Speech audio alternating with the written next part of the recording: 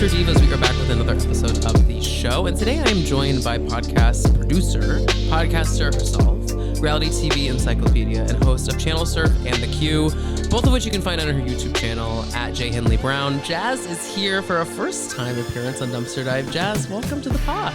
Hello, Tom. And listen, I don't want to be bitchy about this, but I always have to correct that title. It is executive producer. Oh my God, I'm so sorry. Producer. Wait, I just did quick notes. Wait, it's okay. No, I'll take it back. You're fine. I'm always like, nope. I was the boss at one point. You should always correct people like that because you were the boss. Also work. Go off. Come on, executive producer. You know what I mean? Love a working queen. That was a past life. But yes, I'm so excited to be here with you. I am looking forward to chatting. Like, I've heard so many great things about you from our girl Taria. So thanks for we love Taria having me on. Yeah, she's amazing. Taria is the best. Yeah. There's something about Taria and I. We just have we see each other. I don't exactly. know. We just get it. I don't know what it is. The girls who get it. And so I'm excited to have you.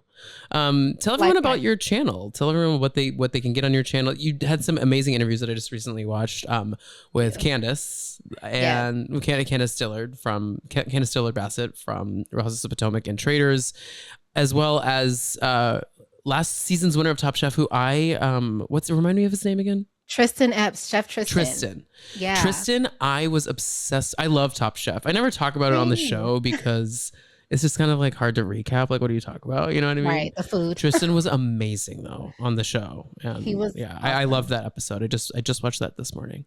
Oh, thank you. Yeah, no, he was a really good time. Yeah, so I, like you mentioned, former executive podcast producer. So I always like to shout out Reality with the King. I co-created and used to executive produce that with my friend Carlos King. I used to executive produce some other podcasts, the 90 Day Fiance, Last Resort Sessions. I don't know why I forgot the name. Last Resort Sessions with TLC and Sony. But yeah, that was a past life. So now I'm in front of the camera, in front of the mic, and I host 2 series. One is called Channel Surf. So it's like my corner of the internet where I review TV shows and just other like pop culture, zeitgeisty things with other content creators sometimes. And sometimes I'm by myself. And then the Q, that's my little baby series. That's where I interview actors and reality stars about what they like to watch when they're not on screen. So they spend so much time entertaining us and like we like watching them, but I'm like, what do you guys watch when you're not doing the job of like making me laugh or making me cry on screen? And so that's been amazing. That's like, yeah, like I said, that's my little baby series. So it's only like, I want to say like 6 episodes right now, but actively like always booking for that. And yeah, you guys can check all of that out. It's under one YouTube channel at Henley-Brown, and that's where everything lives. Yes, their content is great, so you guys definitely have to go check that out. But today, we're here to get into Summer House. Before we get into Summer House, though, I want to hear a little bit more about your journey with Bravo. Like, how much Bravo are you consuming?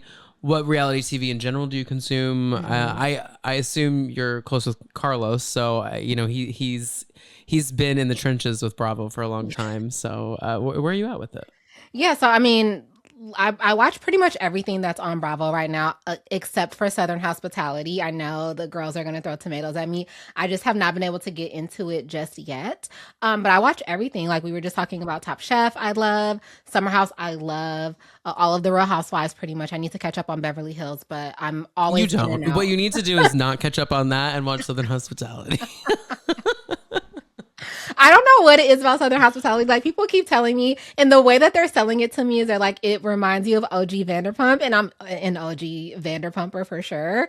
I've even had the goat cheese balls. I went to Sir a couple years ago, so like love that show down. But people have been selling it to me like it's an OG Vanderpump, and I tried to watch it, and I was like, oh, that's like if I tried to watch Vanderpump today for the first time, I probably also wouldn't be into it because it was just like a moment in time for me. So I think that's why I haven't been able to like really dive into Southern Hospitality because I'm just like, I don't know. I can't get into it.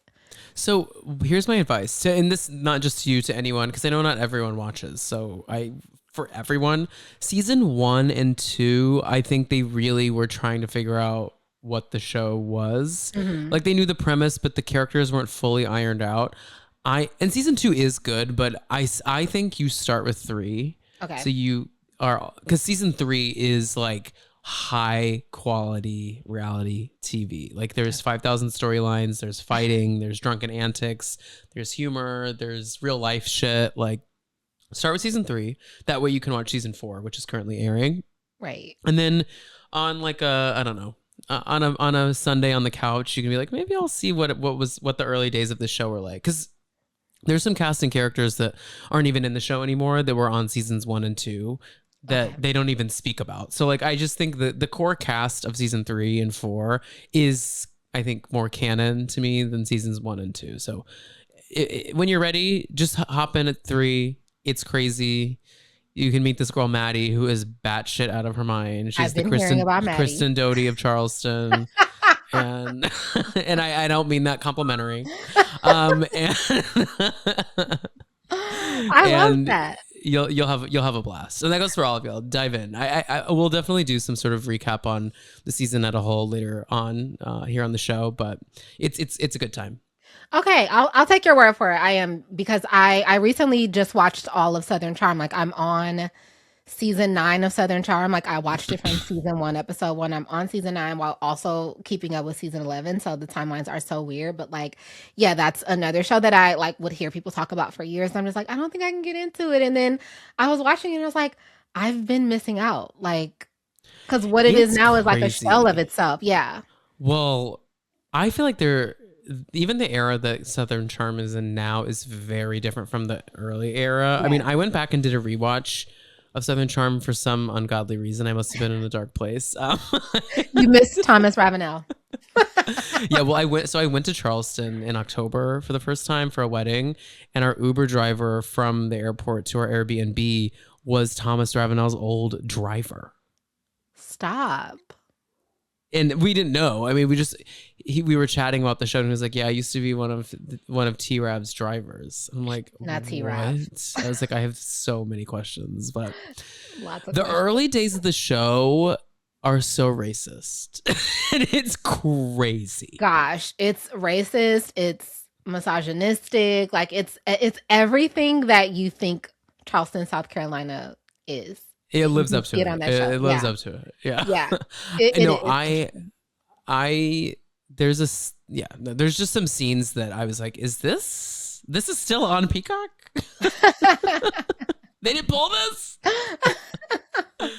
But I have to say, there's something fascinating to me about the Catherine Dennis of it all, because for those who don't know, Catherine was not cast on Southern Charm in season 1. Mm-hmm. She was just like a hot girl at a party that T-Rav ended up hooking up with, and then there was just this whole they essentially were forced to mic her because they're like, we can't not have this girl in the mix. And then she ends up by the end of the season being a full-time cast member on season 1. She literally is in the promo shoot for the show, like everything.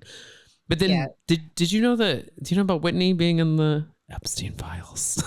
So I think I have heard something like that. I've largely tried to honestly stay away from that. I don't know. I have a limit. It's okay. Yeah, no, I have didn't a dive limit. into the files. I'm just saying, like, that came out, and that came out, and I was like, this is terrible, but it makes sense. I was gonna say I'm not shocked to hear that. Like, right.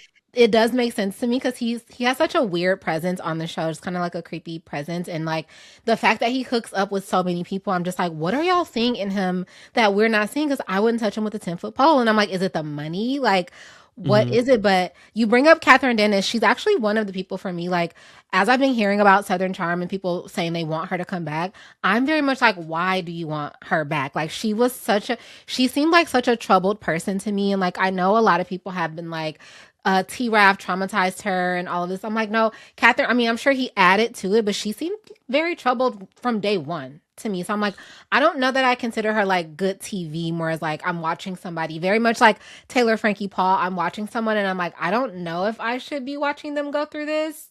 You know what I mean? Speaking of Taylor Frankie Paul, and then I promise we'll get into Summer House. I know, I'm sorry, guys. No, it's really fine. This is the first time I'm hopping on the mic since so much has happened in the Taylor Frankie Paul universe. And y'all, I mean, if you didn't, honestly, just Google it. I'm not going to go into all of the dirty details because it's incredibly dark. But Taylor Frankie Paul and her ex, they were never married. Were they engaged? No, just ex-boyfriend, but baby daddy. Dakota were arrested because of some alleged domestic violence claims from Dakota on Taylor Frankie Paul. And allegedly some incidences involving the kid. And it's really dark. She's about to be on The Bachelorette. My whole thought on the whole thing is like Disney Plus / ABC / Hulu. Everyone owns everyone these days. Regardless, Disney and ABC platform that show on their streaming platform, Disney Plus. That's where you can find Secret Lives of Mormon Wives. But somehow I still don't think they understood what they were getting themselves into when they were diving into the this is not my quote. This was I believe this is Taria's quote, but Love and Hip Hop Salt Lake City. That is so apropos. That is exactly what it should be called. What did you expect you were going to get from your star? Yeah.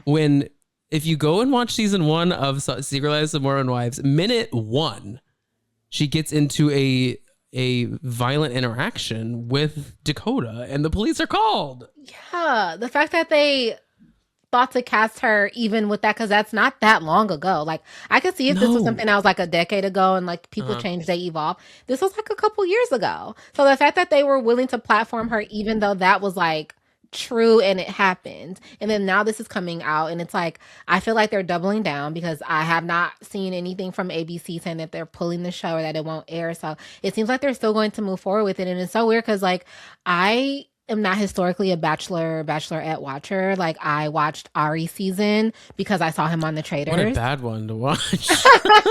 But it was because I saw him on The Traitors, and then I tried to watch Pilot Pete's season because of The Traitors. I couldn't find it, so then I ended up watching Joey's season, and I like loved it because I was like, "Ooh, Maria Soti." But so those are the only 2 seasons of The Bachelor that I've ever watched, and then I watched The Golden Bachelor. Never watched a season of The Bachelorette, so I didn't know what to expect. I was like, "This is going to be a shit show," so I was planning on tuning into Taylor's season of The Bachelorette for the first time just to see the train wreck. But then I watched the first 3 episodes of this season of Mormon Wives, and I'm like, this is a game. Like, she's not really going on The Bachelorette to find love. So I don't think I need to tune in to just watch her be more of what we're seeing on Mormon Wives, because it doesn't seem healthy. Like, she seems like somebody that is, like, actively has something going on that shouldn't be recorded.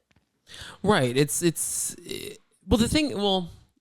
a lot to it, honestly. Like, what works for Mormon Wives really well, in my opinion, I don't think the show works. I don't think the show is as good as everyone says it is, to be honest with you. I agree. Maybe it's just we're Bravo people and it doesn't have the Bravo sheen that Bravo content has, you know. But one thing with Mormon Wives that I do like is they really acknowledge that everything has an ulterior motive. Like, everything is for a platform, everything is for a check. It is kind of refreshing to hear them talk about those things. Like, it is refreshing to her to be like, I get to have like the biggest platform on network TV, arguably. The Bachelor is probably next to maybe Survivor, like the biggest reality show on network television, and she's the star of it. Like, it is a huge deal, and she's she's not talking about it on the show ever. Like, I get to find my husband. She's like, I get to be on TV, right? Like, it's just I respect it, but it also doesn't, like you said, it doesn't endear me to her season of the show. And then now with all this news, it definitely does not. So I want some form of illusion, right? Like, I know, like, we've actually talked about that a lot with like the Real Housewives of Potomac this season. They did a lot of fourth wall breaking, and so that is something about Mormon Wives. They talk about this like this is the show that we're filming, and we're doing this for the show, and like we see them going to the reunion for this show in the season, and so they do. There's no they break the fourth wall, or there's just no fourth wall period, because they've like, you know, that shit is shattered on that show. But like, for a dating show, I do need some type of illusion. Like, even though I know most, you know, 2026, most of these people are coming on because they know it's the catalyst to a bigger platform. But I want to at least feel like there's a possibility that like you're looking for someone. And with Taylor, I'm just like, no, it's literally for clout, for a check. I don't know. Yeah. So that makes me question everything that you're going to do on the show. Like, is this all just for, are you acting and leaning in because you know this is for entertainment purposes at the end of the day? You know what I mean? Right. Yeah. No, I agree. Yeah. Yeah, it's interesting. It's an interesting reality TV landscape we're in now. It is. Where everyone is trying to make a buck, you know? But, yeah. But, well, you know, Bill's got to get paid. I get it. We get it. I mean, hey, hello, here I am. Venmo is at the Tom Ham. Well, let's get into Summer House Jazz. So we are on Summer House season 10, and this is episode 7 we're covering today.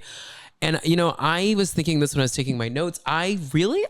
You're here for a good episode. I think this is one of the greater episodes on Bravo in recent memory. I think we'll get into it a little bit later, but this is, I think, some of the realest, most authentic conversations we've had around Blackness on Bravo, period, especially in non-Black shows, like not within the confines of Potomac or Atlanta or Married to Medicine or Summer House Martha's Vineyard. I thought the last 5 minutes, 10 minutes of this episode were really spectacular. I agree with you. I cried, and I did not expect to cry. Yeah, it was phenomenal. Phenomenal TV. But we'll get into that in a second. To start us off, we are playing Spin the Bottle. Now, I haven't played Spin the Bottle in a minute. Have you played Spin the Bottle in a minute? I know you got a husband, but I've never played Spin the Bottle. Wait, really? I've never played it in my life. Like, I know I always see it in movies and TV shows, and they depict like teens and like the parties and stuff like that. I've just never been around people where like they're like, let's spin the bottle. I don't know. So every time I see it on TV, I'm like, this is such an interesting phenomenon, because I can't imagine just like having to kiss whoever the bottle lands on. What if I'm not attracted to them? See, I'm down. I mean, but also gay people be down always. So. You're like, shit, it's a game. A game is a game. It's a game. Yeah, well, that's the thing. I do think straight people take it a little more seriously, but these straight people were down. What made me laugh about it made me laugh. It also made me angry is that Amanda was trying to make some kind of like comment about those that are married or partnered, like maybe the rules are a little bit different. And Ben was all up in arms because he wasn't get to make out with his girl, Amanda. I'm like, Ben, I have so much beef with him after he came for Bailey last episode. Really? I thought that was, I thought he came in way too hot. I disagree, but I respect your opinion. Well, thank you. This is in the word. What is it? What does Wendy Williams say to Omarosa? She's like, "Thank you for being on my show." Yeah. Very that. Here's the thing: is I sympathize with Bailey a bit because I can sometimes make comments. I'm not always great at reading the room. I'm very much just kind of like authentically me everywhere, which can be a detriment in some places. So I think I had a little sympathy for her there for that.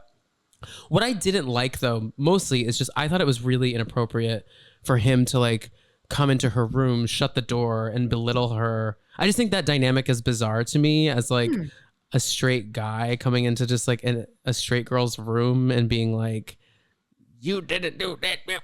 I don't know. That gave me the ick. I would be like, if I was Bailey, I probably would be like, can we go like outside or something? I don't want you like in my room, like scolding me like I'm like a kid in your house. Like you have been flirting. Okay. I have been seeing this as a point to be brought up, is that he shouldn't have done it in her room. But I feel like had he done it anywhere else, then the likes of you guys who think he's wrong would have found an issue with him doing it in front of everybody else. Like, oh, he's trying to embarrass her, like all of that. And I'm making an assumption here, right? So maybe you guys wouldn't have thought about it that way. But I think in a situation where they're like, anytime there's a man that is confronting a woman, if you are someone who generally, and I'm not saying this is you, Tom, individually, but if you are someone who generally takes the side of the woman over the man, which is like what I've noticed a lot in the Bravo universe, like no matter how he would have done it, there would have been an issue with him doing it because he was confronting her. So doing it in her room, doing it outside, doing it at the table. I think a lot of people would have found an issue with it because it was a man confronting a woman. But I think we also have to understand Bailey made him feel uncomfortable twice, and he didn't talk to her about it the first time, and then she did it the second time. It was super awkward. I know there's a heavy edit, but like it looked like everybody at the table was like really put off by it, just like uncomfortable. It was super awkward. So I think he did the right thing by going to her in private and being like, yo, what's going on? Now, where I will agree with you guys is like, once she was saying like, okay, I'm sorry, he was still kind of pissed off about it. So he kept it going. But I do think in her apology, she low-key like blamed him, right? So she's like, you guys make jokes about it.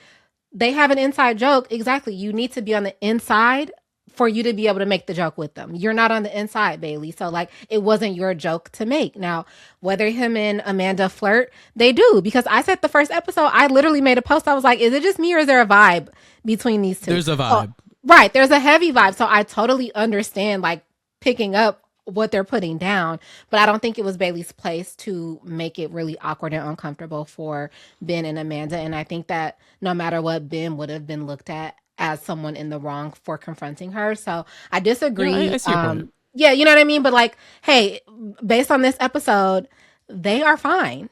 They are fine.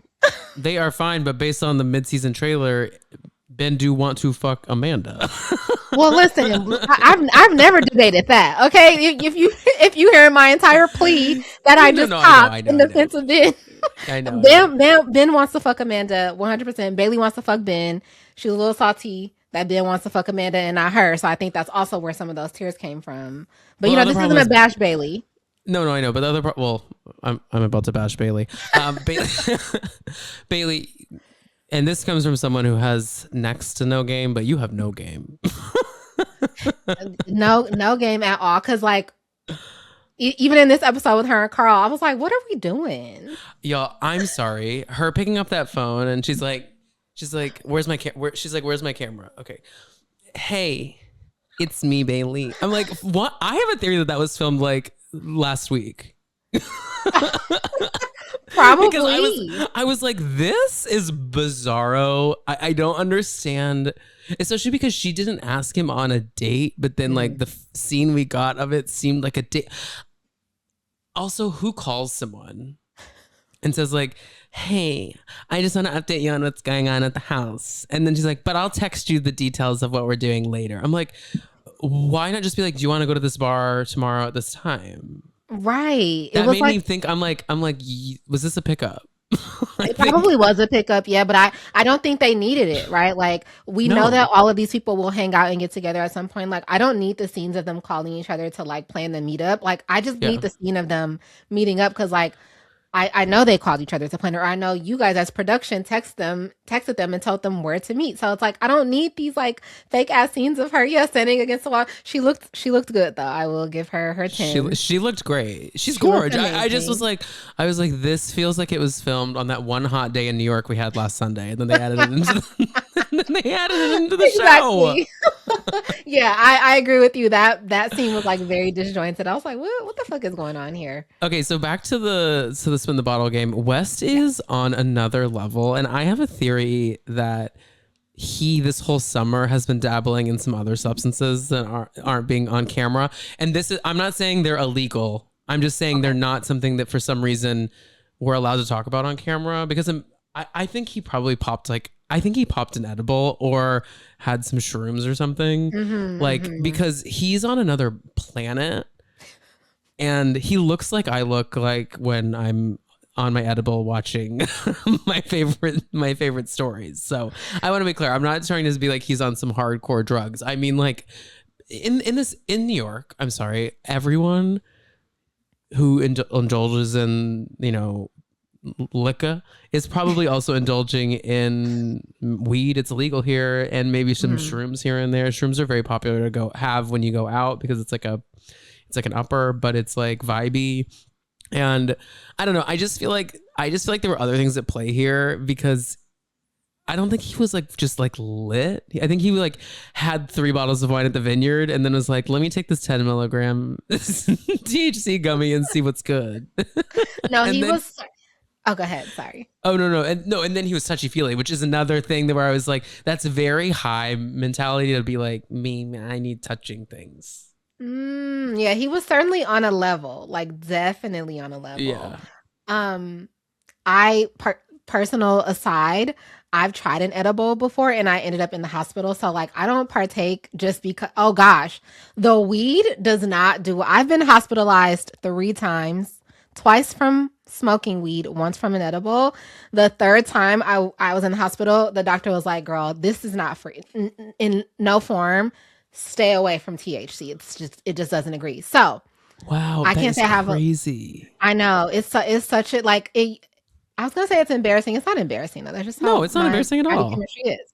Yeah, but no. So, but I said all that to say, right? So I don't really know the ins and outs of like how people act when they're on the edibles, because the last time I did it, I was freaking the fuck out in the hospital. So I didn't pick up that he was maybe on something else. I just thought like he was using whatever, like being drunk to like, oh, I'm drunk now, so I'm gonna like touch on Sierra. I thought that like, too. Yeah. But I was like in my notes, I was like, he's like progressively getting closer to Sierra, and like it's so weird because he seems like just like drawn to, like, she has this like magnetic pull against him in that scene. There's something so icky about the fact that it takes West 3 bottles of wine to get like to his true feelings about Sierra.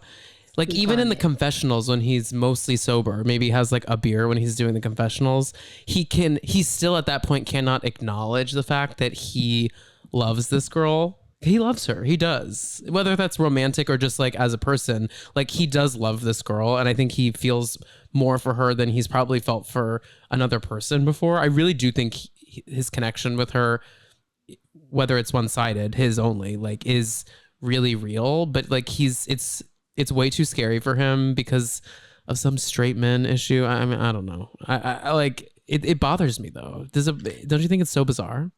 I do think it's bizarre. I don't think it's one-sided though. Like I think Sierra loves him too. I actually think the issue is that maybe his love for her isn't as romantic as hers is for him. Like I think if he would say like, hey, I'm ready to do right by you, like I want to settle down, that she would be all in for it. But I don't think he's there with her, right? And I think that's why it feels a little awkward to me on screen, because I'm like, I can clearly see on her side, like if he was down for it, she would also be down for it. I just don't think that he is down for it. So like I don't know that he's like in love with her, like I want to marry you, I want to like spend the rest of my life with you. But I do agree. I think there's a deep love there of like, this is a deep friendship that I share. There are some romantic feelings, right? I'm not saying there's none. I just don't know that it's like I am secretly in love with you and I don't know what to do with myself because I love you so much, like in this like I want to be with you forever way. More of like Wes is also very aware of like the fact that he is being perceived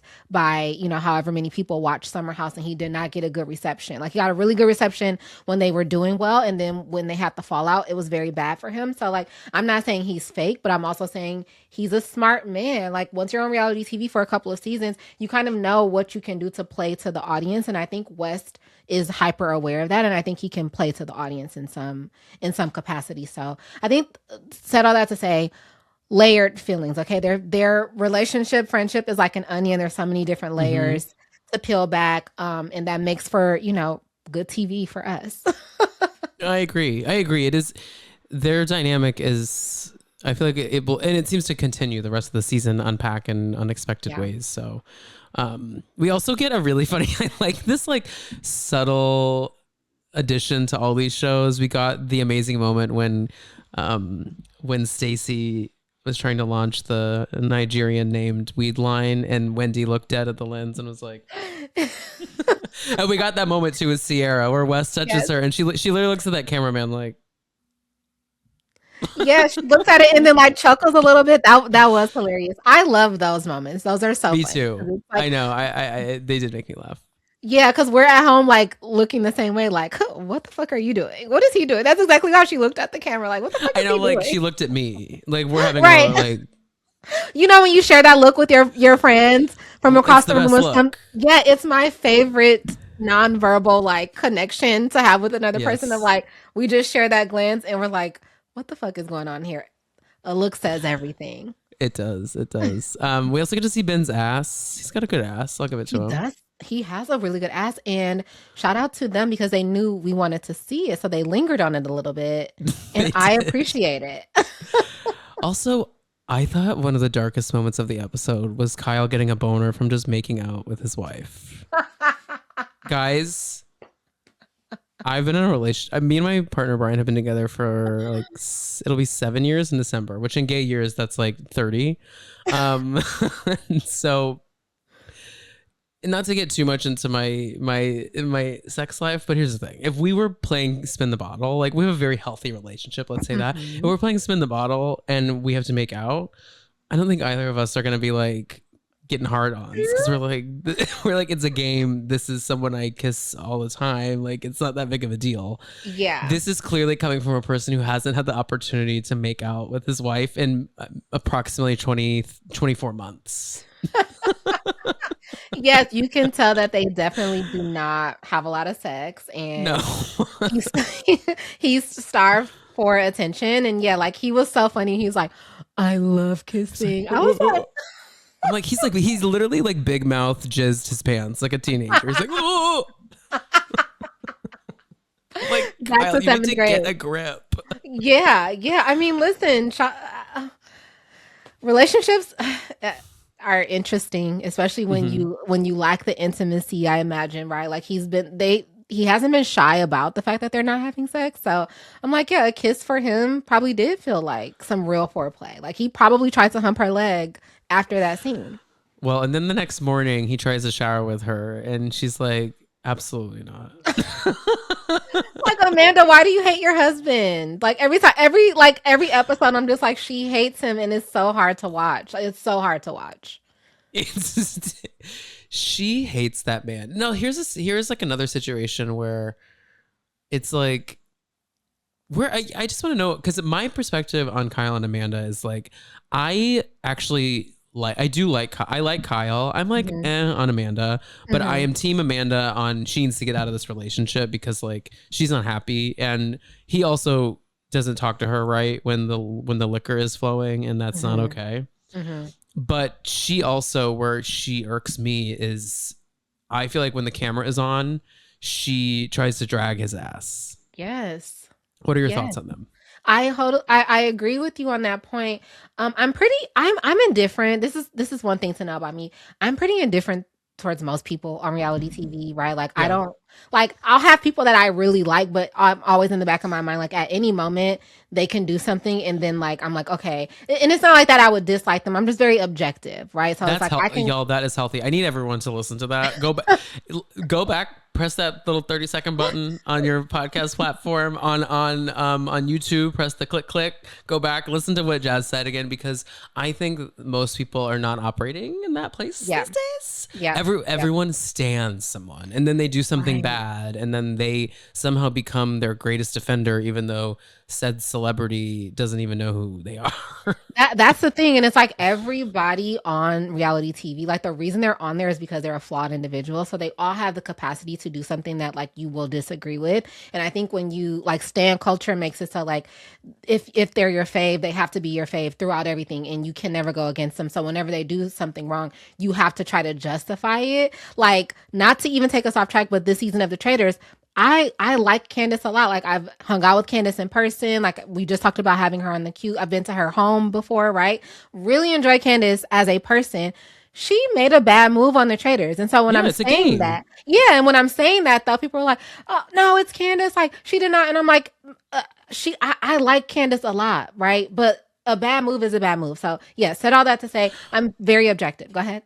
Well, no, but on Traitors, my thing on top of that too is like, Rob played a really good game. Like, is it my favorite thing in the world to root for a straight white man? No. But like, y'all, it's a game, and he played a good game. We can't. So many people were like mad at him, like he wouldn't get away with this if he. I'm like, y'all, it's a game, and he's using what he has to win the game. Like he just used it right. It's just I know we didn't get to see Lisa Rinna win Traitors, but I'm sorry, she didn't play the game as well. That's just what it is. She didn't play it as well, and I'll do you one better. Like the whole criticism around Rob is that he had pretty privilege, or that he was like a white man, and that's why he was able to win. And I'm like, Sari Fields, anybody? Like they literally use similar tactics to like get people to like trust them and like be loyal to them. She is not a white man, so like we can't. It's a lazy critique or a lazy reasoning for why he won the game. But anyway, I know we're not talking about Traitors.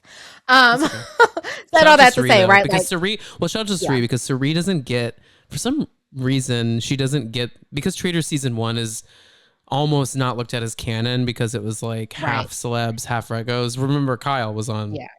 was on season 1, which is And he crazy went to home think. very early. Very early. Suri played, I still think, the best game of all traders, U.S. traders at least, and I feel like she gets lost in the conversation for some reason. But anyways, keep I going agree about with Kyle you and there. Amanda. Yeah. So I'm pretty objective there, right? And I think, their relationship over the years I think the way their relationship started kind of set them up to be in this position right now. So it's not surprising to me, especially, when you start a relationship, anybody, I'm in, a place in my 30s. Okay. I'm over the hump in my 30s. In my 20s, there are relationships that started by the end of my 20s. I'm looking back and I'm like, oh my gosh, I cannot believe I was in a relationship with that person. Imagine you get married to that person though, right? And now it's however many years later and you're evolving just as a human being. And like some of the things that you were willing to accept back then, you are not willing to accept now. And then you're with this person who seemingly is just not evolving at the same rate that you are. So like that is going to be a source of contention. And so, it said all that to say, it doesn't shock me that they are in the place that they are. I just think with Amanda, you're so right. Whenever the cameras are on, but that's my thing with all of these people, they know how to play to the camera. So she knows that people, and she's talked about like looking at the internet and letting the internet's perception like kind of guide her in how she feels. She knows that the internet has kind of, made her into like a victim of Kyle, right? Versus a person who had an active hand in their dynamic. So she knows that she's looked at as a victim. So any chance that she gets to drag him or like play into that, like I'm empowered now, or like, oh, I don't really like my husband. It's like a funny thing to like hate your husband. All of a sudden it's like a trendy thing to do. And so like she plays into that. And so that also makes me be like, okay, you're doing what you think is expected of you. And so I don't have any strong feelings about it. Like they're going to get a divorce. We'll move on. We'll see them in the city, dating other people. It is what it is. You know what I mean? Yeah. The only thing with the city show is I'm worried it's going to be so like all in on their divorce. It has to be, because that's when it was filmed. And this season is already that, essentially building up to that. I feel like by the end of the city's airing, we will have spent half of our year learning about the demise of their relationship, when we, the viewers, have been asking for it to end forever ago. I don't know. It's just here we are. But yeah, I agree. I think we can all. I don't think the Amanda Kyle thing is polarizing for most of the viewers. I think everyone generally has the same like, please wrap it up point of view. Yeah. Yeah. That's literally where I'm at. I'm just like, yeah, please wrap it up. I like Kyle plays a role on Summer House. I like the role that he plays on the show. Amanda also has a role to play there. I think the show, if we were gonna just talk about dynamics, I think the show could survive without her. I don't think that it would have lasted this long without Kyle. No, definitely not. You know what I mean? Yeah. So totally agree. What are your thoughts on, because we get this Dara and KJ fight? Not fight, excuse me. They were fighting physically at the boxing ring. But what do you think about KJ and Dara? I think they're such a cute new item on the scene. Yeah, I think they're really cute. I think Dara is so pretty. I used to see her content on TikTok just like, oh really, randomly. Yeah, so she's like a beauty influencer. I don't really like follow like beauty influencers and stuff like that, but like I would see her come across my timeline a lot, and it's so funny because every time I see her though, I would stop and watch her videos because she used to talk about her dating life while doing her makeup. So I'm like, it's this gorgeous girl, and then she's telling, she's giving us tea about this date that she just went on in New York City. So I would always stop and see her. So I was familiar with her coming into the season. And then KJ he's so cute to me and like just so wholesome. And like, I remember that episode when they went to that bar together and he was asking her about Ben. I made a thread about it and I was like, ooh, that would have turned me off if I was Dara, because he was kind of like, why did you choose me when you could choose Ben? Like it showed like a lack of confidence. But I think it's just because he's just like a nice, like, I don't know, something about KJ just feels like a little brother to me. So I agree. That's how I look at him. But I think they are a really cute couple. They're a very good looking couple because they're both hot as hell. And so yeah, I love the aesthetic of them as a couple. But yeah, I think they'll do well. I like that Dara was like, I like that she was like, yeah, I've been punching shit since I was a kid. I'm like, oh, you're good for reality TV. Let's get at it. And then we see the Yeah. trailer and she's ready to toe to toe with Bailey. I was like, Yes. let's go, girls. Let's get it. A girl fight. It's about to be a girl fight. But About yeah, to do be you a like you girl like fight. come on, Brooke Valentine? Shout out. You like them as a couple though? Yeah, I love them. I think what endears people to KJ, specifically straight women, is that like he's sensitive and honest, but he still has a little bit of swag to him. Like Mhm. he doesn't have no game. I think it's just kind of, especially in this day and age of like, oh God, I watched them. Did you see like that Manosphere documentary that Not dropped yet, on but it's on my Netflix? list. I almost Yeah. don't even. I actually don't. I feel like women shouldn't watch it. I feel like only men should watch it to understand what they shouldn't be. To be honest, like I'm like, let women live trauma free and not see this. But straight men are just like in such a bizarro place right now in the world, and Yeah. it's just kind of refreshing to see someone who doesn't have that much of an ego about him. And I think that's what is so attractive about KJ. He is hot but doesn't have the I'm hot ego. He has a Mhm. really great sense of style and sense of self, and he's just sweet. Like Yeah. Dara is lucky to have him, and they're still together.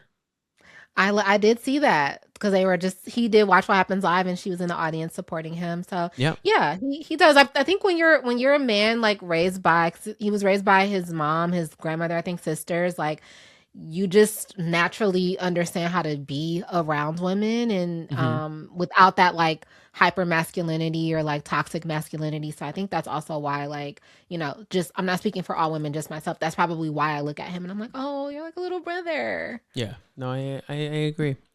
So we're back at the Hamptons for the next weekend, and I love to see. So Mia's in the car with Amanda, and I'm loving Mia. Perfect addition to the house. Like she reminds me, do you remember when Portia, Kenya, even Candace on Potomac, like when they entered their Tamara, when she was Tamara Barney, like Hmm. a new addition that fits so seamlessly that you cannot imagine the show without them there. Like you're like, how did we go all of these seasons without Mia? Because she fits so perfectly with the group. I I love know, her. and I have a very bold statement, but I think the reason this back half of the episode worked. I mean, it's actually not that bold. Um, is that Walking it back. I think we found the group. The back Yes. half of this episode, plus Dara being in the mix with KJ. If Dara was there, bravo, that is the cast. Like when they went to that dinner, the group just, it works. Like Yes. Lindsay, Carl, Kyle, Amanda, Wessie, oh my God, West and Jesse, Sierra, Mia, KJ, and Ben. I could take or leave, but replace it with Dara in the mix. Like they just seem like they're legitimately having fun. Mhm. Bailey and Levi seem like nice girls, but I just don't think the vibe doesn't vibe for me with them in the house. I think they're doing their best to make it work, but Yeah. I think in the end it's not the right fit. You And know, I don't know why, but like I liked the group without them there. it's so funny because you're talking about this scene. I forgot that Bailey and Levi weren't at this dinner. Right. They Yeah, weren't there that so whole weekend. And it's like you're it just worked. it did just work. I feel like you could replace them with any like two completely different girls, and it'll kind of be the same thing, right? Like they're not like removing them doesn't change the dynamic of the show at all. So I Absolutely not. agree with you 100%. Yeah, that is the group. Yeah, it was great. It was a great scene. Yeah. So yeah, we're just back, and like this is like they just seem, I think maybe it's because we're midway through the season, everyone's comfortable with each other, Yeah. but like it's just everyone's so I just thought it was really fun, like them all getting back for the next weekend. And I was hee ha haing about the fact that Carl being like Carl being like, so I think I went on a date. I'm like, you and Bailey maybe are perfect for each other because you both got no game. Zero game. It's so awkward all the time. Like anytime watching Carl flirt with anybody, I'm just like, this is super awkward. There was like a rumor that he was dating Vanita. I'm like, that's also a match that I think makes sense because both of them are like very awkward, and like I can't picture them like dating like in romantic settings at all. So Right. yeah, Carl is very fascinating to me. Yeah, the Lindsay of it all really broke him. And It she's not really letting up. demasculated him for some reason. Right. And the fact that she doesn't take her foot off of his neck at all is also like sometimes I feel bad for him in interactions with Lindsay, Hmm. because she is like she's mean to him. And I'm just like, why do you hate him so much? Like you've moved on, you don't like him anymore. Well, I don't like someone anymore. I'm just like, you just don't exist. If you're in my space, you're there, but like I'm not going out of my way to like be mean to you or make things awkward. I know, but I did laugh when she was like, whatever this is new about his hair. No, here's the thing. Lindsay is funny. I'm not taking that away from her. It's just like I'm looking at you with my third eye, like, girl, why do you hate him so much? But yeah, like whatever this is, and then when they're at the table and she goes, I mean, I told her he won't have sex with you, but like he's a good conversationalist. We have to have Lindsay on this show again. I can't go every other week. I need every week. Like, I just go film her sitting on FaceTime with the girls in her apartment. I don't care. I just need her takes on everything because she was just cracking me up this whole back half of this episode. And Carl was up in his room like, I gotta change my hair. It's just like Lindsay doesn't like it. That is probably how he was feeling. Cause like, damn girl, I like whatever this is. Because he was like, well, no, I just like didn't style it. But he was like, I'm gonna try this look this weekend. And then she clocked it. He was tapered up. Like it was a fresh cut. Like that was intentional, Carl. Like you wanted this to be your new look. And now Lindsay said something about it. So the next time we see him, he might have some styler in it. Poor Carlito. I just loved it. I don't know if it was production or if it was like actually we got a scene with Amanda that happened in the city, like a flashback scene, but Lindsay showed up with the tea. Yeah. She's like, so here's the thing. I heard Wes was touching you. I heard Carl went on a date with her. I heard that. I'm like, thank God we need people pushing storyline. And I was just gonna say. Yeah, she does it so authentically. Yes, I was just gonna say that like she knows how to move the story forward without coming in and feeling like a production plant. Like it's like, hey, I'm just back. I'm collecting the bones, carrying the bones. Okay, dropping them off over here. Yeah, no, it's perfect, and yeah, she keeps the ball rolling, and I do think it seems again the trailer we have a lot more of her in the season still to come, so that makes me happy to see. But yeah, we head to dinner, and like we said, we have such a beautiful, real, raw conversation at dinner about Sierra. I think is finally in a place emotionally where she can talk openly about what happened with her and West to West's face in front of the group without feeling weird about it. And she just, says what she has been trying to say, which is that the press that you did, it hurts me because of who I am more than you could ever know. Yeah. Yeah. And it really landed. It did. Because it was like, she was saying without saying, like, you weren't just going out and saying, like, you didn't like me anymore and, like, whatever. But it's, like, the optics of the fact that you were so loud about not liking me anymore. And then I also think of the fact that, like, wasn't Austin who she also dated at BravoCon, I think it was? They did, like, a F, Marry, Kill. And he had Madison...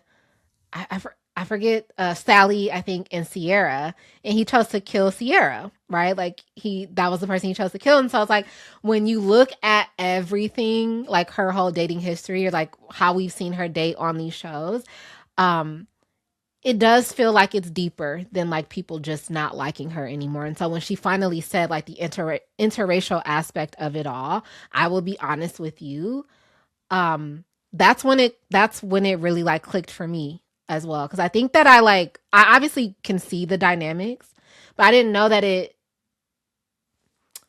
don't know how to articulate what I'm trying to say. Like I'm not oblivious, so I know the dynamic of it.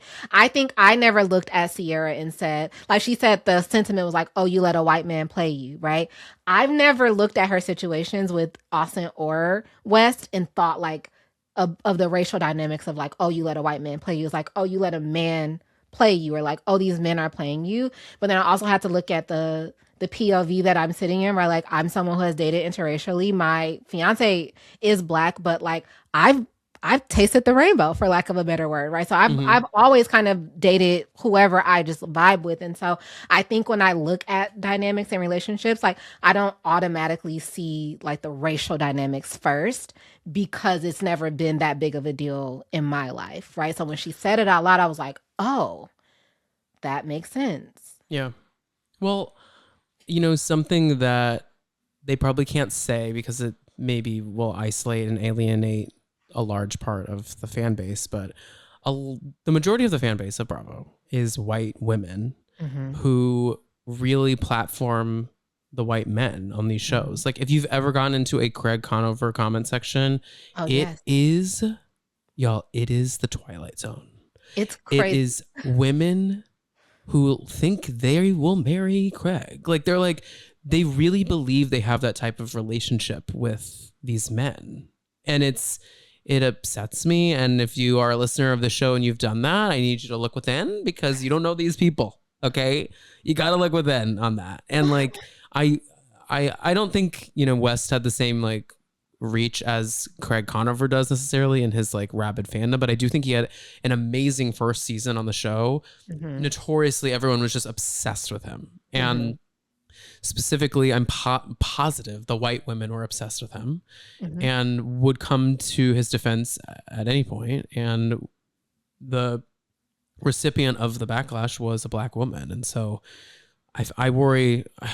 It's so hard. I hate to see the Black women and men on these shows get so disproportionately discriminated against, and we see this a lot with Drag Race. I don't know if you're a Drag Race viewer or have watched, but Drag Race fandom is so racist. Super. And that's even crazier too, because the thing with the Drag Race that always confuses me is like Summer House, we're just watching them be like fuckboys, but Drag Race is about their art. Like this is their art, and it's so crazy to bring someone down because of the color of their skin based on, but via their art form. It's so bizarre to me. Not that I think it's okay to do on Summer House. It's just, I just think that fandom really baffles me in the way they take those things seriously. But back to Sierra, and like, it's so special to see her feel comfortable to have this conversation, but also have Mia and KJ there willing to dive into it with her. If you recall, in the first season that filmed after lockdown, they had like a conversation in the house. It was the first season in this new house, not new house. We've been in this house for a while, but it was the first season in that house. They had a conversation about why life is different as a non-white person than a person of color. And it was really impactful and a really special scene, but there's something about this that felt just a little bit more authentic to me. It felt like this was a conversation they would have had when the cameras are down with the white people sitting around them. 100%. I think that felt a little like we need to speak on this. Do you know what I mean?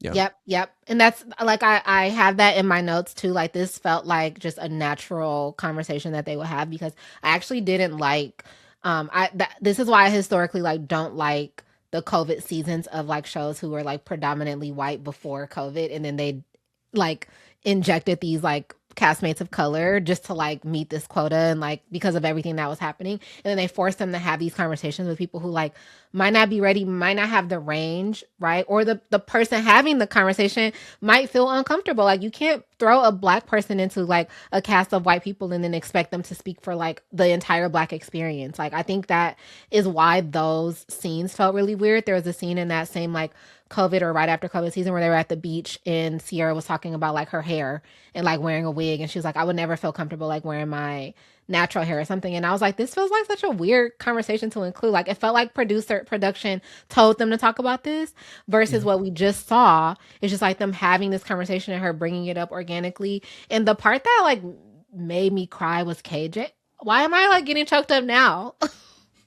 Well, KJ talking about his sisters, it's just I think also seeing a Black man, like, I mean, I'm a white man, but like seeing a Black man stand up so in his truth in defense of the Black women around him is so incredibly special. And he's very special. He really is. Yeah, he was so sweet. And it made me reflect on just like like you mentioned it, the disproportionate criticism that like people like Sierra, Vanita on Southern Charm, right? Like I told you, I'm pretty objective. So like I've made videos about Vanita, like in the ways in which I think she can improve, and like just in I'm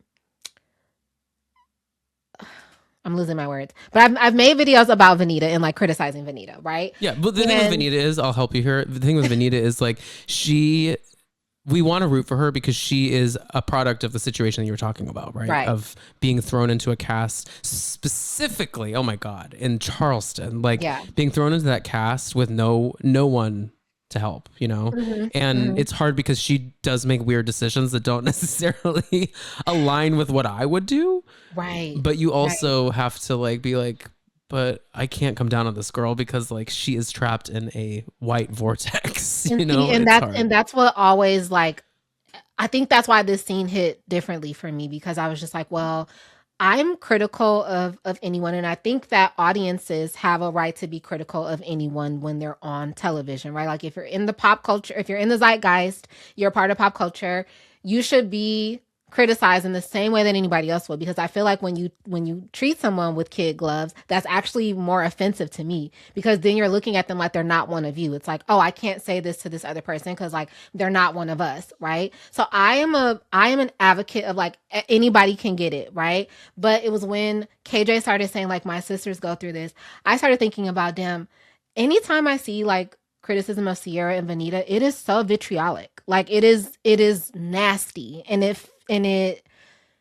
feels like it's especially pointed because of who they are and maybe the identity that they hold. Like I don't try to look for racism and everything, but like once he said that, I'm just replaying all the times I'm like I've ever said anything about Sierra, or I've ever said anything period about the Summer House cast, and like the people who have to interject and talk about Sierra, or I say something about Southern Charm, or like about Vanita, critical of Vanita, and the way that people like just, it's like a shark with blood, like to come in and attack them. It's like I started replaying all of those times and I'm like, oh my gosh, this is what they experience when you're on TV. Even with KJ, when I made that thread about him, and if I was Dara, I would be turned off because he lacked confidence. Some like a white man like commented on my thread and he was like, oh, he's just saying that, he's just acting like that. KJ is a player. And I'm like, you have no evidence of that. If you actually have evidence of the contrary, but like he's a player to you because he's a good looking black man, and you automatically think like he's going to be overtly sexual, or like that's how you view like black people. And so when that man said that, I was like, that is kind of like pointed and could be like racial, because there is no evidence that KJ is a player. So I said all that to say, this is my very long-winded way of like, that scene made me so emotional because it made me realize all of the times when I've maybe excused the way that people talk about them because I don't want to believe that people are being racist. And it made me realize I think they have been. And it made me feel bad. I'm trying to ignore it. No, I mean, like we're you know, you're on your own journey to like try and identify what everything is and what it isn't. And these shows are hard. Like we're receiving, it's funny, we're receiving like very real relationships between mixed race people from a bunch of influencers. Like it's like hard. It's not the plate that I think we all thought we would get when we're trying to dissect race relations in America, but like it is there and we're deciphering it, and we're all gonna like misjudge some of these people. We arguably know too much about them, you know, because that's just the nature of the format. So I'd be less hard on yourself, definitely. But I also think that it is something we should all recognize just in general, no matter who you are, that do we disproportionately judge the people of color? That player comment is weird to me because I also want to ask that man, let me find this thread. I want to ask that man if he would say that if KJ was talking to a black woman, if he was trying to come on to Sierra and you said that same thing, would that man call him a player if that was the case? Because he thinks he may not, but I don't know. Yeah, I don't know either. That's the thing. You never know, and like that's what we're all trying to decipher. I think when we're we do like commenting on these shows and reviewing them. We're always trying to decipher like how we feel about people, and then there's an added layer because now we're interacting with other people and they have opinions, and yeah, when you add race on top of that, is so like this. I'm still processing the way that this scene made me feel because, like I said, I was crying about it. Even like talking about it makes me feel emotional because I think there's so many things to unpack with it, and Yeah. that's the beauty of like reality TV and letting things like this unfold organically. Like they're not forced to talk about this; it just came up, and it's just like, damn. And did you notice that? Like, didn't Kyle look like he was about to cry when Sierra started crying? Did you see I bet that? he was crying more, just like because that he is a he will cry, and Yeah, he really loves these kids. You he know, he does. loves everyone there. He does. They are kids. He is Yeah, their elder, he but is the old elder statesman. no, yeah, it's we're far enough removed from the COVID era that we can fully have these conversations and not, I think, really honestly, and be like, was that right? Like, was that worth it?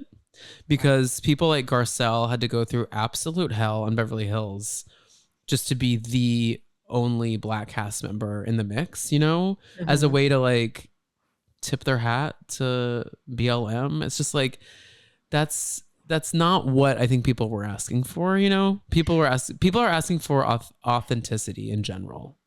That's literally it. That goes to back to my point of like, you know, if we're all equal, like if you as a white person or a non-black person believe that we're all equal, then just treat people like that. When it's an organic fit to have a black person, just have a black person in. Like you don't have to make a statement about it, right? Or like make this big thing. And Garcelle's actually an interesting case because a lot of people like I have complicated feelings about her on Beverly Hills, right? Because I do Yeah. think like there is a lot of the criticism that she got was warranted and like the way that she interacted with people and stuff like that. But it goes back to that thing of like, well, was I just ignoring the fact that she was being heavily criticized because I also had criticisms of her? You know what I'm saying? Like Yeah.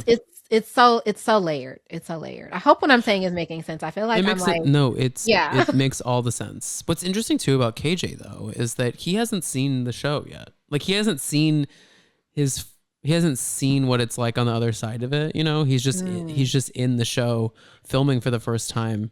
I'm very curious to hear what he has to say about his experience on the other side. One little yeah. fun thing though that went down, they mentioned that Carl was like, KJ and I were at this running event and I got to see Dara and him in the wild. And I was like, oh my God, they like really are an item. Baby, I was at that running event. Oh, I don't really have any tea about it. I was I there. was waiting. The cameras weren't there. They weren't filming that day, but my friend ran that event because he runs the events or helps run some of the events at Lululemon, and um, Fun. they were there. And Dara, I guess, was there. I didn't really clock that she was there. I met KJ because he was with Carl, and I had seen online that he was like the alleged newbie in the mix because the streets were talking at that point. But yeah, I was there. I could have met Dara. I could have met them Yeah. all. You could have, and I know she's probably even more beautiful in Oh, person. I'm sure she's Um, stunned. yeah, she's gorgeous. You know the other funny part about this dinner scene to me though that had me cracking up was uh when Wes said something about like collateral and then Ben leans over, like he's like fake texting or like typing collateral and Ben leans over, he goes, collateral is spelled with two L's. And like they just like they just fell Wait, into each I other didn't laughing. clock that. Oh my gosh, go back to it. It's like it's a background moment because I think Sierra is starting to talk. Or maybe KJ is actually starting to talk. But West is like something he like is acting like he's like typing collateral and he leans over and he goes, collateral is spelled with two L's. And then West just like falls into his chest and they're like laughing to each other. It was hilarious actually.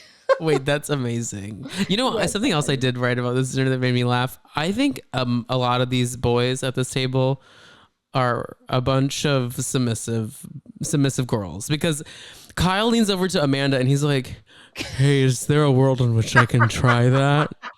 And then like Carl is like, I think Carl was jizzing himself when Amanda was making fun of his sex life. I think he was like, "Oh, make fun of me more." You think they have humiliation kinks? They do. And Kyle, y'all, I kid you not. I don't know who told Kyle to tie that bandana around his Oh neck my with that gosh. t-shirt, but he looks like a big old bottom. The bottoms of Hell's Kitchen wear that when they go out to have happy hour before they go watch Drag Race. I'm like, that's the uniform. Kyle's, are you one of the girls? Right. Oh my gosh. I saw this hilarious video from this woman on TikTok, and she said, Kyle, you would make a gorgeous lesbian. And then she just starts showing like all of these photos of It's him. true. Kyle is hilarious. Yeah, no. That tied around his, I was like, please take that off. But yeah, I do think that can be cute, but it's not for Kyle. It's not for him. Yeah, that's not his flag at all. He's a Vineyard Vines girl. Very, very bad. Yeah, no, that was a light moment. And yeah, Amanda, like, it depends on how mean you are to me. Like, girl, just give him a sip of the damn lychee martini. Which, love lychee martinis, by the way. Love a lychee martini. Yeah. Mm-hmm. Before I let you go, well, Jazz, this has flown by. This has been an absolute joy. And I want to keep talking. That's why I'm just like, we can. Damn. I was going to say, I want to talk about the trailer. Oh, yeah, okay. I want to make sure you have time. You're me out already, Danny. I just had to acknowledge I'm having such a great time. And likewise. I hope you're feeling comfortable to talk about these things, because I know there's a lot of layers here, but I'm so happy you're here to help dive into it with me. So perfect episode. We didn't plan this, guys. We didn't know this was coming up. We didn't. So we got the mid-season trailer, and y'all, it is a doozy. Mm-hmm. These white straight men are so messy. They are messy as hell. They're messier than a lot of gay people I know, to be honest with you. They're all getting into it. They are. And I was going to ask, am I a bad person? Because like, I'm like, when are we getting the Kyle and Carl fight? Like, I need to know like what led up to that. Yeah. And I feel bad because I'm like, I don't want them to fight their friends, but I'm like, I want to see what happens. I know when Baddie's Summer House drops. Baddies, Love and Hip Hop, Hamptons, all the things. I need someone to do an edit with like the Baddies post where we like, but they need to play that and then do like a montage of them like going at it. Come get your Baddies chains. I've never watched an episode of that show in my life, and I sadly have watched 3 seasons of it because I fell into I'll dive into Zeus every once in a while because shout out to Kendrick is always trying to get me to watch Zeus shows because he loves Jocelyn's Cabaret and he loves Baddies, and I'm always like him and our friend Raven from Bitches Better. That's her show. Go follow Bitches. Everyone go follow both of them. I Cannot and Bitches Better. But they talk about Zeus shows on their show, and they're always like, Tom, you need to watch it. And I'm like, I just don't know that it's for me, but I'll give it a spin. I fell in. And it's the thing is, you watch a couple episodes and you kind of are like, I kind of want to fight. Maybe, and that's never an emotion that I want to feel. So maybe that's why I'm just like, I don't know. If you're in a place of anger, which I think it came to me because of the state of the world. I was like, I am in such a place of anger. I need to not fight, but I need to watch people fight. And so got it. That's how I fell into Baddies, I think. But I'm not going to say I suggest it, but I definitely watched it all. And it is riveting television. It's a no judgment zone. I personally do not think there is an amount of money you could pay me. You know what? No, I take that back. Everybody has a number. Look, I'm like, amount of money. I think everybody has a number. Look, I was about to lie. I was straight up about to lie, okay, and really act like I'm on a moral high horse. I am not above a check, okay, but for free, I don't think that that's going to be my ministry. But I will say it's culturally significant because while I've never watched an episode, why do I know? Come get your Baddies chain. Like, why do I know the music? Like, I know who some of the girls, Scotty, Rolly, like, I know who some of the girls are. My sister does. My younger sister is like, every Sunday, she's Rolly like, girl, I'll call you back. I can't stand Scotty, but Rolly is pretty great. Scotty is this woman who comes on season 2, and then later on there's all this drama in the Zeus Network world because later on the EP, like, head of Zeus ends up cheating on his wife with Scotty, a cast member on Baddies, whatever iteration it was at that time. And so now Scotty now is like Miss Zeus herself. And I'm like, and what's funny about Scotty too, to me, is like, she doesn't have star quality to me. So it's like, how did you end up becoming Miss Zeus? The first lady of Zeus. That is, right. I mean, listen, that's a come up story. Like I told you, my sister watches every Sunday. If I call her while she's watching Baddies, she won't answer. She'll ignore my call and be like, watching Baddies, call you back. So like it is an empire of sorts, right? So It in the is. guy Lemmy Plummer, I have heard of his story. Like he owns Zeus outright. Like he saw like a flaw in the marketplace for streaming platforms. He created Zeus and you know, he's made a killing off of it. He owns all of the content, right? So like I do respect that because he's a young guy too. Like I want to say he's like somewhere in his 30s, right? So like Mm-hmm. I respect the story behind like why he created Zeus. It's just the content as it stands right now. I'm just like, it ain't for me, but it's for a lot of people, and I respect that too. You know what I Yeah, mean? yeah. Well, back to Baddies Montauk. Summer, the Summer House trailer dropped, and in it we get a little more details on this Kyle and Carl fight. Now, I do think this ends up being about soft bar, which is crazy. I don't think anyone's ever fought about a non-alcoholic bar before, just in general, or let alone No. at one. So this is definitely a first. Yes. But I do think that's what it is about. What's your take on the whole Kyle not giving money to Carl for soft bar? I think that he has a valid reason to not, right? Like if what he is saying is true about him not paying himself a salary at Loverboy, it sounds like Loverboy every season actually, it sounds like Loverboy is having like some financial issues. So I understand it, but I did see a thread that changed my perspective and I need to start actually like citing these people on threads. I'm so sorry guys, but somebody was like, Carl is a sentimental guy. So even if Kyle would have given him like $1,000, that still would have meant something to Carl. So it's not really about the amount of money that he um invested. It's about the fact that he invested something. And so I was like, yeah, that is true because I'm sure Kyle has, you know, $1,000, $2,000 laying around that he could have given to Carl. So that is a really good point. But initially I was just like, you know, when your business is not in order and you're trying to do everything to keep it afloat, you don't feel like you have an extra 10 or 15K to invest. And if Carl gave 15K to Loverboy and Kyle doesn't have 15K or more, he probably felt like that would have been inadequate. You know what I'm saying? So it's like I kind of understood that. But yeah, then people were talking about him buying Well, Amanda the Cartier watch was the crazy. Cartier watch, but Yeah, I think like in general it's a weird look because he's telling this story, right? About how he's not taking salary at Loverboy anymore, how he's doing put $500,000 on the line, all this.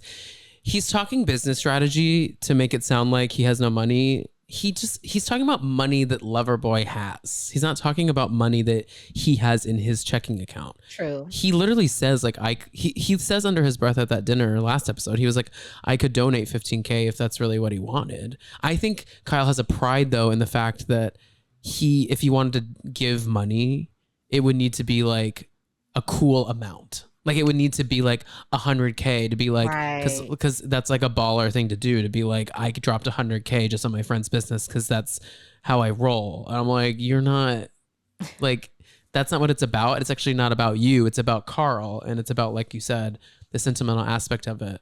I think you're Hmm. right. Even, yeah, if he literally had Venmoed him $1,000, he would be like, that's so nice. Thank you. He's very Right. sentimental. He's so Yeah. sensitive. He's a baby, Yeah. as we learned this episode.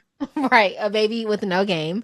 Um, but also, now that we're talking about it, what if Kyle just doesn't believe in soft bar as a business concept and like he didn't want to invest in something that he didn't believe in and like he just won't say that. Like cuz Well, Lindsay obviously didn't believe in it as a concept. I don't think anyone really believes in it, sadly, but I think they're just humoring him. Here's the thing with soft bar is it looks beautiful. In the end, it's just a brand activation space. Like Mm. it's I think where they're going to make their money is just hosting events, having influencers there. Like because of the show, people are gonna go and have like a ginger ale, I guess. Like, but like they're not they're they're not. It's going to quickly become like because I live honestly not that far from it. It's like a 30-minute train for me. I see people there all the time on Instagram for not to go, like just to like have a cocktail. They're going because it's this company that rented out the back room to do this, and or it's this renting out this to do this. It's we're doing a fitness event, we're doing this event. Like I think the brand itself is not really about the lack of alcohol, I think it's just going to become like an influencer space, you know? Yeah. Which if there's money there, there's money there. But I don't think if it was a flat out just bar with no like event space in the back, no place for him to film he's filming his podcast in the upstairs. Okay. So he's like utilizing the space for multiple things. If it wasn't utilized for multiple things, I don't think that it would be able to exist. I agree with you there because there is no money. I mean, bars are notoriously hard to. Yeah, bars themselves can't stay afloat. Yeah, exactly. And they're serving alcohol, so yeah, you can't just serve $25 cranberry juice boxes. No. You can't do that. Yeah, shout out to Carl though. I think Carl also just needed something to be proud of. Yeah, I agree. You know what I'm saying? He needed something to feel proud of. So it is that. But yeah, I think maybe the bigger issue with Kyle not investing, I think Kyle just does not believe in it as a concept. And like maybe he's coming up with excuses as to why he didn't invest when he could just say, I don't believe in it and I don't want my money to go to that. Yeah. But that would be an asshole thing to say. It would. It would, but sometimes, I don't know. But I guess Lindsay was there to be the asshole for a lot of this, So we also get this Ben kind of essentially, Amanda admitting that Ben wanted to fuck her in Italy, or bleep her because they bleeped it out. And I feel like that may be a moment that it was Frankenstein to be a little more scandalous than it is. Sure. I don't know. I'm curious to see how it plays out in the show. I don't know that storyline really has that many legs to stand on when the big part of that trailer was like Ben has his ex back and they're back on again and she's in the house. If I was that ex though, I would be mad as hell that he dumped me essentially to go film Summer House to see if he had better options there. Like that's how I would be like, I'm not your backup plan, but apparently she did say something like that to him. Like, I'm not going to wait for you, but like you kind of did. She did. I mean, do you find him hot?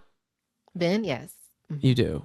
Yeah. I find him objectively hot. I don't think he does it for me totally. I don't know what it is. I've seen like that's a shared sentiment across the social media spaces because I've also seen people being like, he's cute, but he's not Andrea. And like that's actually how you feel about Ben is how I felt about Andrea. Like Andrea is like, he's a beautiful man, obviously, but like he never did it for me. Like I never looked at him and been like, if I was at a bar and we were having a couple cocktails and we were just like, hey, look at us, right?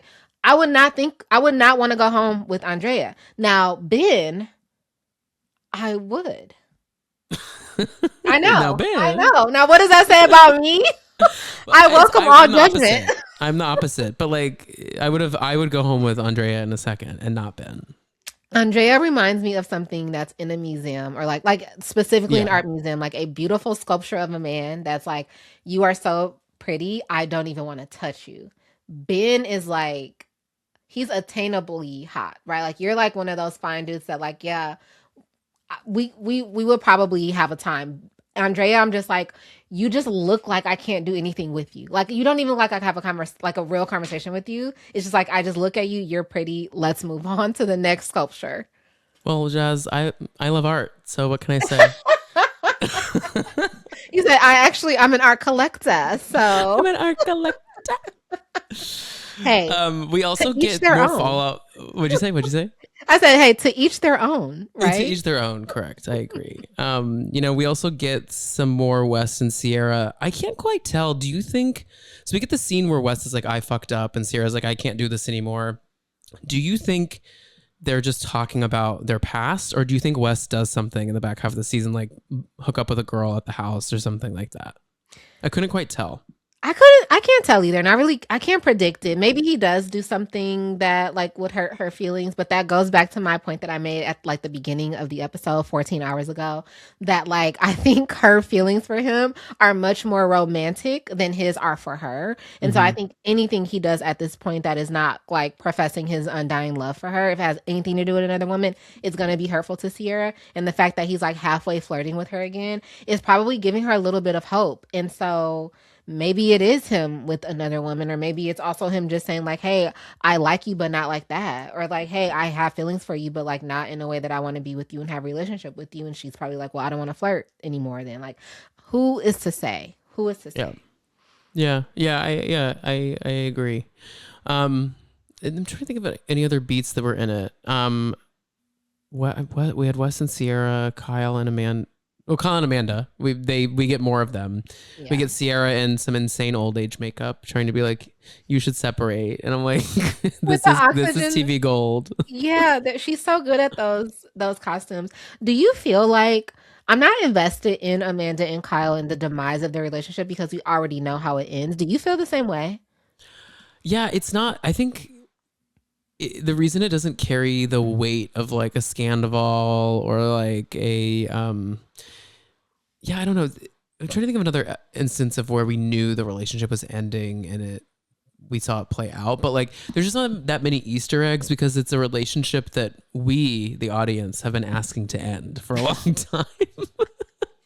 And so we're all for a while. I feel like we're all just like, right, yeah, let's. You should wrap it up. It's overstayed its welcome. Yeah, it's overstayed its welcome at that point. Yeah, you're right. Because you're so right about that. We knew Scandival happened, and I still was like locked in every episode to like watch the fallout. But yeah, with Amanda and Kyle, I'm like, girl, I don't give a shit. This shit was over like 2 seasons ago, actually. Right. So because there was Easter eggs. There was like the Scandival, like we were dissecting that old footage. Like, was this when it started? Was this when it started? Like that really was fun, but fun. They were going through like such horrible trauma. I know. We're terrible people. Right.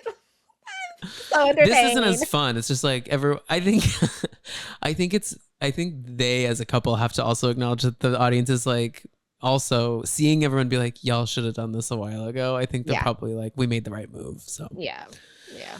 But yeah, we have a lot still to come on the season of Summer House. I'm loving the season. I thought this was a fantastic episode. And Jazz, thank you so much for being here with me to unpack all of it. We unpacked so much today. We did. My pleasure. This is such a fun conversation to have. We talked about so many different things. I also would love to say too, like our conversation, like a disclaimer, an afterthought disclaimer, our conversation about the conversation that they had at the dinner table. I never want to get on podcasts or YouTube series and act like I am like an authority or like speak for all Black people. So I want to just also say that like how I felt about that conversation and like my takeaways might be different from yours if you're another Black person listening. And so I would appreciate, if we understood that like we all kind of perceive these things differently.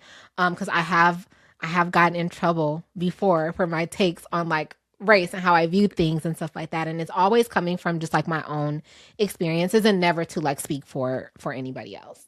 Yeah, of course.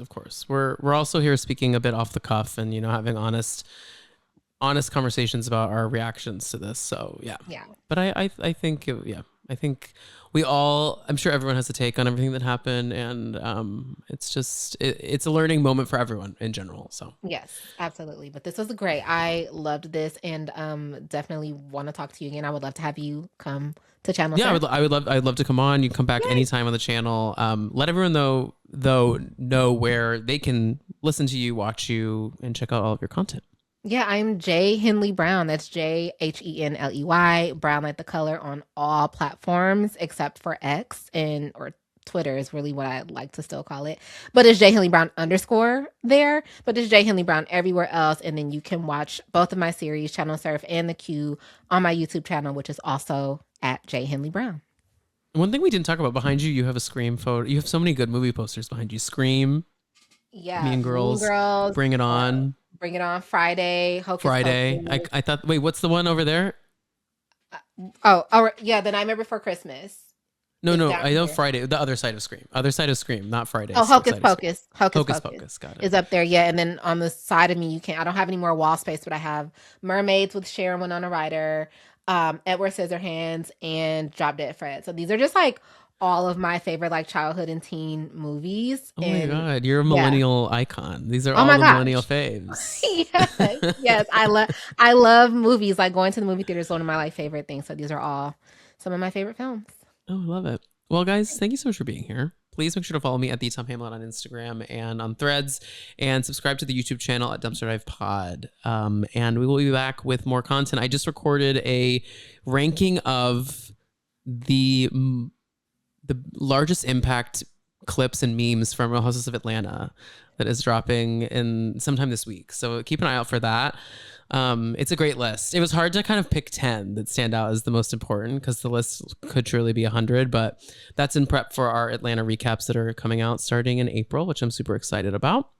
And we will chat with y'all next time. Thanks for being here. Say bye to everyone, Jazz. Bye. Bye.